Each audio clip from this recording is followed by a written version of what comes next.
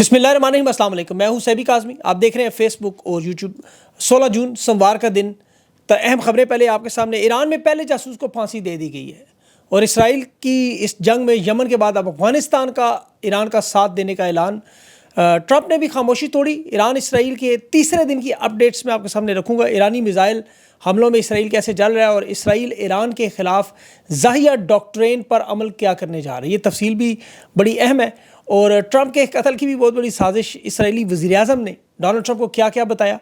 اور پاکستان میں خان کے 9 مئی کے کیسز میں ضمانت کی سماعت بھی، آج پولی گرافک ٹیسٹ کا معاملہ بھی ہے، بڑی دلچسپ صورتحال ہے۔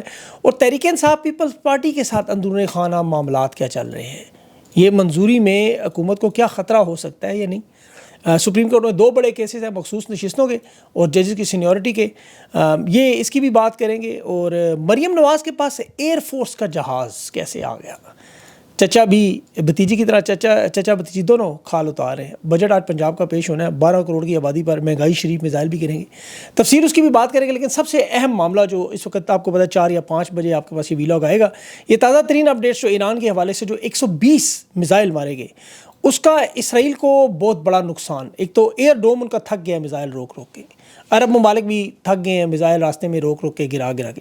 ایرانی میزائل اب نشانے پر ٹھیک ٹھاک لگتے ہوئے نظر آ رہے ہیں۔ رافیل ملٹری کمپنی کو جو رات نشانہ بنایا گیا، اسرائیل کا بہت بڑا نقصان ہوا۔ فاکس نیوز سے اس کی باقاعدہ تصاویر جاری کی، بیلسٹک میزائل حملوں کی تصاویر آ رہی ہیں۔ اچھا، سب سوچتے ہیں یہ کیوں اتنی بڑی بریکنگ خبریں ہیں ہمارے لیے، کیونکہ ہم امت مسلمہ، آپ کو پتہ ہے ہماری اتنا جو 50 کے قریب لوگ ہونے والے ہیں اوپر نیچے، یہ زندگی میں ہم لوگ امت مسلمہ کو ہی مار کھاتے دیکھ۔ کبھی غزہ میں ہم نے ملبے کے ڈھیر دیکھے، کبھی لبنان میں ہم نے لاشیں دیکھی، کبھی عراق میں ہم جلتا ہوا دیکھا، کبھی افغانستان کو تباہ دیکھا، کبھی بوزنیا، کبھی چیچنیا، ساری زندگی ہم لوگوں نے یہی سب کچھ دیکھا، شہادتیں، تباہی، بربادی، یہ ویڈیوز۔ اسلامی دنیا، ہم لوگ یہ سوچ بھی نہیں سکتے تھے، بلکہ مغربی دنیا بھی سوچ نہیں سکتی تھی کہ اسرائیل کے اندر تل ابیب میں ایسے آگ لگے گی، یروشلم ایسے جلتا ہوا نظر آئے گا، حائفہ میں ایسے ریفائنریاں تباہ ہوتی نظر آئیں گی، ملٹری تنصیبات، سرکاری تنصیبات، وہاں پہ ایسے چیخو پکار ہوگی، اسرائیل میں ایسے لوگ بھاگتے ہوئے نظر آئیں گے۔ بندے وہ بھی لوگ معصوم ہی ہیں، دیکھیں ان کو بھی ان جنگ سے تو کوئی لینا دینا نہیں، وہ بھی عام لوگ ہیں۔ لیکن جس طرح ہم غزہ میں اپنی آنکھیں نم کرتے تھے، اکیلے بیٹھ کے چیختے چلاتے روتے تھے، ہمیں یہ کبھی سوچ میں بھی نہیں تھا کہ ہم اس طرح یہ مناظر اسرائیل والی طرف بھی دیکھیں گے۔ آج دیکھ بھی رہے ہیں اور سن بھی رہے ہیں۔ اور یہ سب کچھ ایران اسرائیل کے ابھی دیکھیں، انہوں نے مقبوضہ علاقہ چھوڑنے کا اسرائیل کو حکم دیا، ایران نے کہ نافرمانی کرو گے یہ لو ہدف آیا۔ پہلے ہمیشہ اسرائیل کا حکم آتا تھا، آج اسرائیل کی فضاؤں میں ہمیں وہ برقی کمکمے چمکتے نظر آ رہے ہیں۔ لوگ تو کہہ رہے ہیں چین مدد کر رہا ہے، میں نہیں مانتا اس میں، اندرون خانہ شاید کوئی ہتھیاروں میں کر رہا ہوں۔ لیکن بہرحال اس میں اسرائیلی میڈیا اور مغربی میڈیا یہ جو آج کی خبریں دے رہے ہیں کہ 10 سے 18 لوگوں کی وہاں ہلاکتیں ہوئی ہیں، تل ابیب میں بھی، حائفہ میں بھی، اور یروشلم میں بھی نقصان ہوا۔ اسرائیل نے جو ایران کے القدس فورس پر جو ابھی حملہ کیا، وہاں بھی 224 کے قریب شہادتیں اب تک ہوئی ہیں، نمبرز میڈیا بتا رہے ہیں۔ تنصیبات کا بھی کچھ نقصان ہوا۔ لیکن جیسا میں نے کہا، ہم لوگ تو بچپن سے یہ دیکھتے آ رہے ہیں، ہمیں عادت ہو گئی ہے کہ شہادتوں کا بھی ہمیں اب نظر نہیں آتا، انسینسٹیو ہو چکے ہیں ہم لوگ۔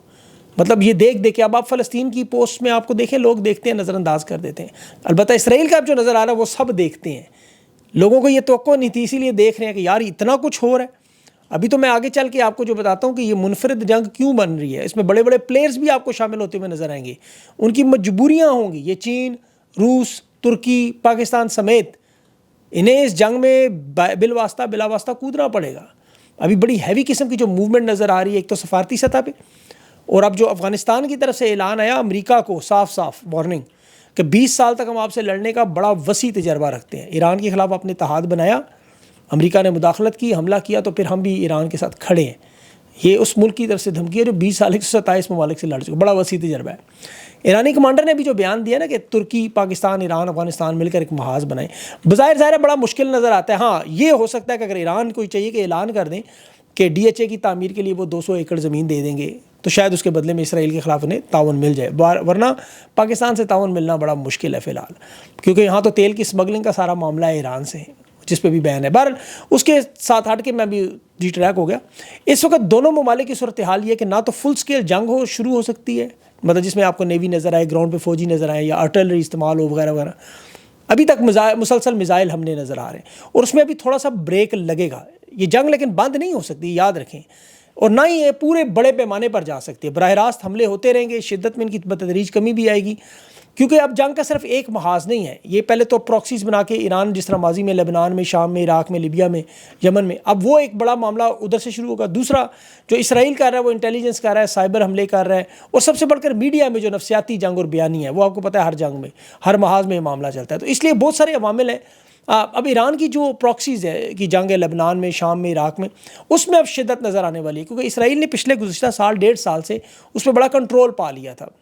اب ان کی مشکلات میں اس لیے اضافہ ہوگا کہ وہاں لوگوں کو اندازہ ہو چکا ہے کہ اب دیکھیں کہ اسرائیل خود اپنے منہ سے غزہ میں پہلی دفعہ جنگ بندی کے لیے رضامند ہو گیا ہے. اور انہوں نے اس کی وجہ بتائی کہ جی اسرائیل کیونکہ ہم ایران میں جنگ میں ملوث ہیں تو غزہ میں اب ہم فلسطین پہ حملے نہیں کریں گے. اور اسرائیل تسلیم کر رہا ہے کہ ایران کے اندر حکومت تبدیل کرنا ان کے لیے انتہائی مشکل کام ہے. 9 کروڑ کی آبادی کا ملک ہے جی، یہاں عوام حکومت کے ساتھ جڑی ہوئے، وہ مان گئے، تسلیم کر گئے، حکومت تبدیل نہیں کر سکتے، یہ ان کے بس کا کام نہیں ہے. پھر ایران کی فوجی صلاحیت بھی اسرائیل کی مس کیلکولیشن نظر آئی. انہوں نے یہ بھی تسلیم کیا کہ واقعی ایران کے پاس ہزاروں میزائل موجود ہیں جو ہمیں پتہ ہے ختم نہیں ہوں گے، یہ جنگ کافی عرصہ چلے گی. اسرائیل نے جو دعویٰ کیا نا کہ ہم نے شروع میں جو حاصل کرنا تھا کر لیا، وہ بھی درست ثابت نہیں ہوا، کیونکہ نہ تو رجیم چینج ہوئی اور نہ ہی ان کی تمام ایرانی جو جوہری تنصیبات تھی وہ تباہ ہوئیں، نہ اقتدار بدلا. ہاں فوجی قیادت میں لوگ ضرور شہید ہوئے، وہ بدل گئے ہیں، ان کی جگہ نئے لوگ آ چکے ہیں. ایران نے البتہ اسرائیل کے جاسوسی نیٹ ورک سارا پکڑ لیا ہے اور پھانسیاں بھی دی جا رہی ہیں. ابھی پہلے جاسوس کو انہوں نے پھانسی دی ہے، اس کے بعد اب اسرائیل کا جو خودکار نظام ایران میں لگا تھا سپائک کے نام سے، لانچرز وغیرہ تھے، 50 کلومیٹر کی رینج تک مار کرنے والے انٹرنیٹ کی مدد سے جو اسرائیل میں بیٹھ کے چلانے والے خفیہ آپریشن لائیو ویڈیو گائیڈنس ہے، وہ بھی انہوں نے پکڑ لیے، ریڈارز بھی، لانچرز بھی. تو یہ ان کی کامیابی ہے کہ اب آگے خطرہ تھوڑا کم ہوگا ان کے لیے. لیکن اس میں جو سب سے اہم معاملہ جو ایران کے اندر آپ کو پتہ ہے کہ بڑے عرصے سے انہوں نے رضا شاہ پہلوی کے بیٹے کو واپس لانے کے لیے ایک کام شروع کر دیا تھا. امریکہ، اسرائیل، برطانیہ یہاں پہ اپنی پراکسی سے باقاعدہ ایک قسم کی شیڈو حکومت بنا کے بیٹھے ہوئے تھے کہ ہم بڑے آرام سے ایران پہ ایک حملہ کریں گے، ایران کی پارلیمنٹ کو بنائیں گے اور معاملہ ختم. اب ایران کی پارلیمنٹ اس وقت اپنے رہبر پر زور دے رہی کہ ایٹمی ہتھیاروں کی اجازت دیں. بہت سے لوگ یہ سوال پوچھ رہے ہیں کہ ایران نے ابھی تک ایٹمی طاقت کا اعلان کیوں نہیں کیا یا ایٹمی حملہ کیوں نہیں کیا. یہ آپ کو سمجھنا بڑا ضروری ہے، غور سے ذرا سمجھیے گا. 20 سال سے ایران کا موقف ہے کہ ان کا جوہری پروگرام امن کے لیے، پرامن انداز میں، یہ توانائی کے لیے، بین الاقوامی جوہری توانائی ایجنسی ہے، وہ بھی یہ مانتے ہیں، دعویٰ کرتے ہیں کہ ابھی تک کوئی جوہری ہتھیار وہ نہیں ڈھونڈ سکے، نہ وہ البتہ وہ کہتے ہیں بنا ضرور سکتے ہیں. اب یہاں سپریم لیڈر آیت اللہ علی خامنائی 2003 میں ایک مذہبی فتویٰ دے چکے ہیں کہ جوہری ہتھیار استعمال کرنا اسلام میں حرام ہے. حکومت اور فوج کی جو پالیسی بنائے گی اسی بنیاد پہ تھی، اور جوہری ہتھیار اس وقت استعمال ہوتے ہیں جب آپ کی بقا کا مسئلہ ہو یا آپ خودکشی کی طرف جا رہے ہو. اب پاکستان کی نیوکلیر پالیسی اٹھا کے پڑھیں، اس میں واضح طور پر لکھا ہے کہ جب ہماری بقا خطرے میں ہوگی، جب ہمیں لگے گا کہ ہم ختم ہونے جا رہے ہیں، تو پھر ہم یہ آپشن استعمال کریں گے. 2003 کا یہ فتویٰ تھا، اس وقت جوہری توانائی کے جو کنٹرول کرنے کا ادارہ ہے اسے بھی دکھایا گیا. بین الاقوامی مبصرین اور اسرائیل، امریکہ یہ نہیں مانتے، یہ کہتے ہیں جی ہم نہیں مانتے اس بات کو. اب کیونکہ جوہری توانائی دیکھیں اسلامی بنیادوں پر بڑی ہلاکتوں کا معصوم شہریوں کی جو ہے وہ غیر اسلامی قرار دیا گیا ہے، بے گناہ لوگ اس میں مارے جاتے ہیں. اور اسی لیے ہم سب لوگ یہ سوچتے ہیں کہ ایران کو جوہری حملہ کرنا چاہیے تھا، ایٹمی حملہ کرنا چاہیے تھا، لیکن ایران جانتا ہے اس کے توقع نتائج. اگر پہلا حملہ ایران کرتا ہے تو اسرائیل کے پاس پھر یہ جواز پیدا ہوگا، اور اسرائیل کے پاس غیر سرکاری اعداد و شمار کے مطابق 200 سے زیادہ ایٹمی ہتھیار ہیں. اسرائیل نے اگر اس کی جوابی کارروائی ایران کے تمام شہروں میں کر دی تو پھر یہ معاملہ صرف ایران تک نہیں رکھے گا، وہ شام، لبنان، عراق، یمن تک لے جائے گا، کیونکہ وہ کہیں گے جی ہماری بقا ختم ہو رہی ہے. ان کے پاس جواز ہوگا اور پوری دنیا، اقوام متحدہ، یورپ، یہ سب ان کا ساتھ دیں گے. پھر تیسری عالمی جنگ کی کیفیت تو بنے گی. سعودی عرب، ترکی، مصر جیسے ممالک بھی ان کے ساتھ مل جائیں گے، کیونکہ عرب ممالک کو تو پتہ ہے کہ طاقتور کون ہے، اس کا ساتھ دینا ہے، یہ اپنی جان بچانے کے لیے. اور یہاں پاکستان اور بھارت بھی نیوٹرل پھر نہیں رہ سکیں گے. ایران کی قومی سلامتی کے سینئر رکن ہے جنرل محسن رضائی، انہوں نے بھی ایک بات کی کہ پاکستان کی طرف سے کہا گیا تھا کہ اسرائیل نے اگر ایران پر پہلے ایٹم بم مارا تو پھر پاکستان اسرائیل پر ایٹم بم مارنے میں مجبور ہوگا. پتہ نہیں اب کریں گے کہ نہیں، وہ تو ہم سب کو پتہ ہے، فی الحال تو تیل کا ہی معاملہ ہے وہ، لیکن اس سے آدھی دنیا سے زیادہ جو اس کا بقا کا معاملہ ہے. ایٹمی اثرات بھی ہیں. پھر بحران دیکھیں، کورونا کے بحران جو بنا تھا، دنیا کی معیشت تباہ و برباد ہوئی. یہاں تیل کی رسد ختم ہوگی جسے بحال ہونے میں پتہ نہیں کتنا وقت لگے. ایک ایسی غیر یقینی صورتحال، غربت، بھوک، بے روزگاری، اقتصادی نظام تباہ، اور یہ حکومتیں گر جائیں گی بڑی بڑی، آپ کو پتہ ہے. تو یہ کوئی عام معاملہ نہیں ہے. روایتی جنگ میں تو دیکھیں آج تیسرا دن ہے، آپ سوچیں کہ سینکڑوں میزائل مارے جا چکے ہیں دونوں طرف سے. ہلاکتیں آپ ساری اکٹھی کریں تو وہ 500-600 سے زیادہ نہیں بنتی. یہ اگر ایٹمی حملہ ہوتا تو آپ سوچ لیں کیا ہو. اب دنیا کی تاریخ آپ اٹھا کے دیکھیں، 2 دفعہ صرف ایٹمی حملے ہوئے. 1945 میں ہیروشیما اور ناگاساکی، اور دونوں پہ آپ دیکھیں کہ 4-5 لاکھ لوگ تو اس میں ویسے ہی مارے گئے، اور اس کے بعد جو نقصانات ہوئے وہ الگ ہیں جو آج تک نظر آ رہے ہیں. امریکہ نے جو جاپان پہ کیا تھا فوجی طاقت دکھانے کے لیے کہ جی جاپان ہتھیار کیوں نہیں ڈالتا، حالانکہ اس وقت جاپان جو تھا میرے خیال میں سوویت یونین میں بری طرح پھنسا ہوا تھا، اور جو کچھ اس کے بعد ہوا بہرحال اب وہ دوبارہ نہیں ہو سکتا۔ آپ دیکھیں کہ ایران ابھی بھی شہری آبادی پر جب حملہ کرتے ہیں تو اسرائیل کو باقاعدہ وارننگ دیتے ہیں کہ سویلین آبادی جو ہے فوجی تنصیبات ان علاقوں سے ہٹ جائے، شہری آبادیوں سے دور رہیں۔ اور اسرائیل کے اندر ایران کی طرف سے اسی لیے شہری علاقے بھی کام ہے، ڈیفنس سسٹم ان کا آئرن ڈوم کی جو میزائل انٹرسیپٹ کرنے سے جو میزائل گرنے ہیں شہری آبادیوں پہ، وہ آپ کو نقصانات نظر آ رہے ہیں۔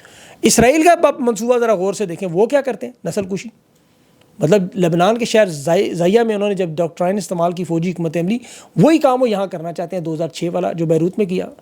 اسرائیل کا مقصد کیا؟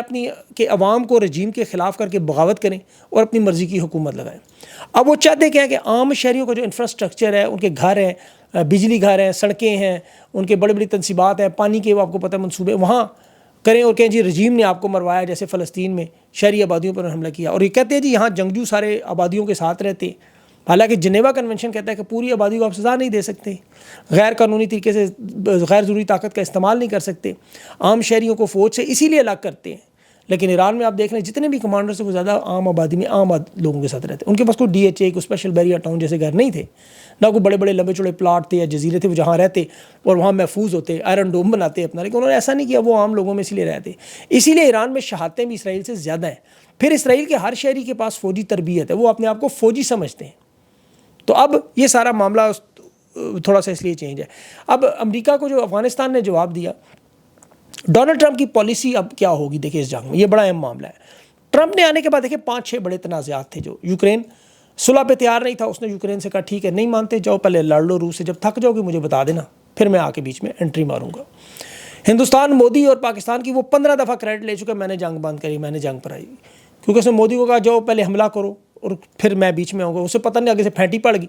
اب یہی معاملہ اس کے ساتھ ایران کو وہ ڈیل پہ لا رہا تھا، اسرائیل نہیں مانتا، امریکہ کی اسٹیبلشمنٹ نہیں مانتا، کہ جاؤ پہلے ٹھنڈے ہو جاؤ تم بھی مودی کی طرح، وہ بھی گئے، اب وہ ٹھنڈے ہو گئے ہیں، بڑی حد تک ٹھنڈے ہو گئے ہیں۔ اب یہ چاہتے ہیں مذاکرات ہو، ایران نے صاف انکار کر دیا کہ ان جنگی حالات میں مذاکرات نہیں ہو سکتے۔ اب ٹرمپ انہیں لانا چاہتا ہے، آپ کو پتہ ہے ٹیبل پہ کہ ایٹمی مذاکرات کریں۔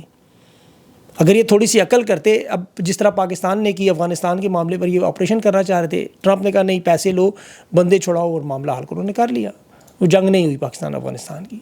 اب اسرائیل کے معاملے پر وہ انہیں سمجھانے کی کوشش کر رہے ہیں، نہیں مان رہے، انہوں نے کہا جاؤ ذرا پہلے اپنا یہ ٹھنڈا کر لو، خارش اپنی مٹھی کروا لو، وہ اب خارش ان کی مٹھی ہوگی۔ ایران کا پلڑا بھاری ہے، یاد رکھیں، یہ اسی لیے انٹریاں ماری جائے۔ ایران جو صاف صاف کہہ رہا ہے ہم نے سیز فائر کی طرف جانا ہی نہیں، ہم نے کوئی مذاکرات نہیں کرنے، ہم نے کوئی ڈیل نہیں کرنی، تو یہ اگر ان حالات میں اب کیا کریں گے؟ ایٹم بم استعمال کریں، یہ تو نہیں کر سکتے۔ اور رجیم بھی وہی رہ رہی ہے جو رجیم موجود ہے، اور تنصیبات بھی موجود ہیں، ایٹم بم بھی بنا لیں گے، تو اس لیے ان کے پاس سب سے بڑا مسئلہ نظر آ رہا ہے۔ پاکستان کے حالات میں اس وقت دیکھیں جو سب سے بڑا مسئلہ ایران سے ہوا، بارڈر پر تیل بند ہو گیا، یہ بہت بڑا مسئلہ ہوا ہے، آپ کو پتہ نہیں، آپ اندرونی بھتہ لینا پڑے گا نہیں، اور معاشی حالات ہے نہیں ہے، تاجروں کے پاس پیسے نہیں ہیں، وہ کہاں سے دیں گے پیسے؟ جو لوگ کہہ رہے ہیں نہیں جی اسٹیبلشمنٹ نے سارے باکسز ٹک کر لیے فساد، نہیں ایسا نہیں ہے۔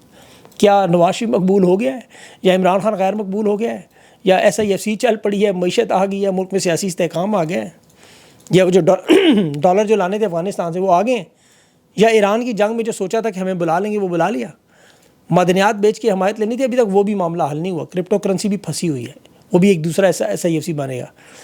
عرب امارات سعودیہ سے مانگ کے دیکھ لیں کیا کام حالات، 3 سال ہونے والے ہیں، ابھی تک IMF کے کس کے پیسے پورے نہیں آئے۔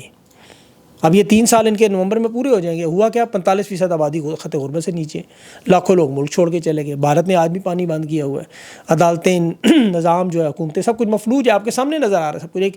ایک ہی چیز ہوئی ہے، وہ صرف اور صرف تباہی اور بربادی۔ یہاں جنگ لڑ کے ایران نے اتنا نہیں کیا جتنا پاکستان میں ہو چکا ہے۔ یہ باجوہ ڈاکٹرائن کرتے تھے، یہاں تو اپنی ڈاکٹرائن نے جہاں تباہی کی ہوئی ہے، پورا نظام اس وقت تباہ کیا ہوا ہے۔ اب اس طاقت کے اقتدار میں ظاہر ہے یہ بات چیت سے ہی معاملے حل ہوتے ہیں، جیسے ایران کے، تو ادھر بھی اب یہی چیز ہو رہی ہے۔ یہاں ان کے پاس دیکھیں سہیل شربلائی سے آج بھی اپنے کالم اپنی شان میں مذہبی ہیں، جم والوں کے نکروں کی تعریف کرتے ہیں، شادیوں پر جو لوگ جاتے ہیں ان سے سلامیوں کا پوچھتے ہیں کتنے پیسے دینے ہیں کتنے نہیں، مطلب آج بھی وہی مقبولیت کی کہانیاں چل رہی ہیں، کوئی کچھ بھی نہیں بدلا یہاں پہ اس کا۔ تو اب ان کی بجٹ کی منظوری ہے، پنجاب کا بجٹ ہے، اس پہ میں اگلے 2 ویلاگس میں سیپریٹ بات کروں گا۔ اور PTI نے پیپلز پارٹی سے رابطہ کیا ہے بجٹ پہ کہ آپ ووٹ نہ دیں، اگر پیپلز پارٹی ووٹ نہیں دیتی بجٹ پہ تو حکومت ختم۔ اب ان کی کچھ رہنماؤں کی ملاقاتیں ہوئی ہیں, آج بلاول سے مشاورت کے بعد یہ فیصلہ ہوگا کہ پیپلز پارٹی کہاں کھڑے. لیکن مجھے پتہ ہے کہ پیپلز پارٹی کا, آپ کو بھی پتہ ہے, وہ کبھی بھی اسٹیبلشمنٹ کے خلاف نہیں جا سکتے. ایک ہی استاد کے شاگرد ہیں, ایک ہی تھالی کے چٹے بٹے ہیں, اس سسٹم کے بینیفیشری ہیں. ظاہر نہیں کیا ضرورت پڑی ہے کریں. آج مخصوص نشستوں کے قبضے کا بھی کیس ہے, قبضہ کس کو ملے گا, اور سینئر ججز جو سینیورٹی معاملہ ہے وہ بھی ہے. عمران خان کے 3 کیسز بھی ہیں, اور کل خان سے ملاقات بھی ہے. اس میں کچھ اہم چیزیں ہیں, یہ سارا اکٹھا وی لاگ جو آپ کے سامنے رکھوں گا. ابھی اس میں کوئی مستند جو میرے پاس ابھی تک معلومات نہیں آئیں, وہ انشاءاللہ اگلے وی لاگ میں شاید آ جائے. اپنا خیال رکھیں, مجھے اجازت دیں, اللہ حافظ.